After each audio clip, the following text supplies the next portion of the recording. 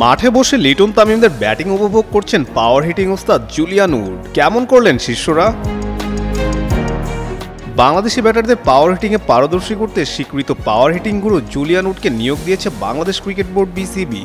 স্বল্প সময়ের অ্যাসাইনমেন্টে লিটন জাকির ইমনদের পাওয়ার হিটিংয়ে পারদর্শী করতে প্রথম দিন থেকে কাজ করে যাচ্ছেন উড। ইনডোরে প্রো ভেলোসিটি ব্যাটের সাহায্যে অনুশীলন করে গেছেন ব্যাটাররা। গুরু উডের দীক্ষা কতটা গ্রহণ করতে পেরেছে ক্রিকেটাররা তা দেখার জন্য উডের মতো দর্শকরাও মুখিয়েছিলেন নেদারল্যান্ডসের বিপক্ষে ম্যাচের দিকে। নেদারল্যান্ডসের বিপক্ষে 3 ম্যাচের টি-20 সিরিজের প্রথম ম্যাচে টসে জিতে ডাচদের ব্যাটিংয়ে পাঠায় কাপ্তান লিটন কুমার দাস। বাংলাদেশের বোলারদের তোপের মুখে 20 ওভারে 136 রানের বেশি রান স্কোরবোর্ডে তুলতে পারেনি নেদারল্যান্ডস। জবাবে ব্যাটিংয়ে নেমে উড়ন্ত শুরু ইমন তামিমদের ব্যাটে, যদিও কেউ বড় রান করতে সক্ষম হননি। ইমন ফিরেছেন 15 রানে, যেখানে ছিল একটি ছক্কা ও 2টি চারের মার। অন্য প্রান্তে থাকা তামিম 2 চারে 29 রান করে প্যাভিলিয়নের পথ ধরেন। কাপ্তান লিটন ও সাইফের আগুনঝরা ব্যাটিংয়ে মাত্র 13 ওভার 3 বলেই জয়ের বন্দরে পৌঁছে যায় টাইগাররা।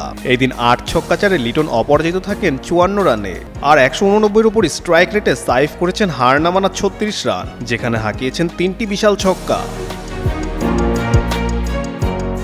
জুলিয়ান উড কি শিষ্যদের এমন পারফরমেন্স দেখে খুশি হওয়ারই কথা। মাত্র 3 দিনের পাওয়ার হিটিং ক্লাস শেষ করে শিষ্যদের এমন আত্মবিশ্বাস উডকে কিছুটা হলেও স্বস্তিতে রাখবে। তবে এক জায়গায় মন খারাপ করতেই পারেন জুলিয়ান উড, কারণ লিটন সাইফদের ব্যাটিং ঝরে প্রিয় শিষ্য জাকিরকে এই দিন মাঠেই নামতে হয়নি।